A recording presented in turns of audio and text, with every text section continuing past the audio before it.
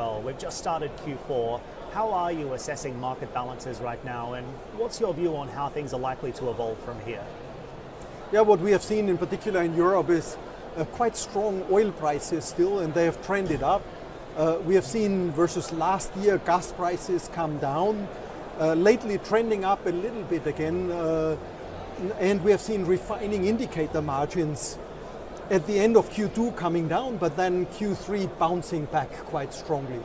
Chemicals, the market situation is still stressed, I would say, and will continue to be so for a few months. What do we expect for the fourth quarter?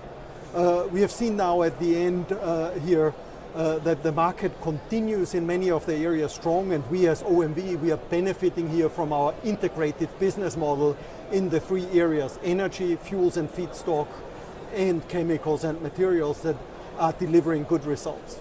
So, we focus a lot on what's happening in Europe and in the context of the war in Ukraine.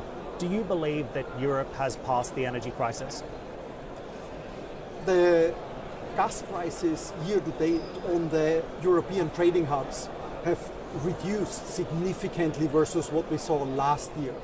But I think we still need to understand it's still significantly higher than what we had before the war in Ukraine.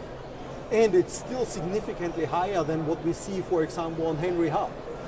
So there is still pressure on the energy industry, and in particular for high energy consuming product industry. This is a big challenge that will not go away so quickly. I think what you are also asking is the security of supply situation, and here we have made a lot of progress. It was really the industry, the free market economy that helped to diversify the sources significantly of supply, right? So today we are getting much more LNG to Europe, and we have diversified the supply. Also the storage levels are much higher at this time of the year than they were last year. And I would say, of course, that brings us in a much better situation for this winter than where we were last year. But there's also external factors that are difficult to anticipate. The first one is the weather.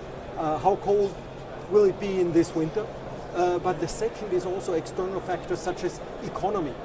Today, China in particular, but Asia is weak, and there's not so much LNG flowing in this direction, making it more available for Europe.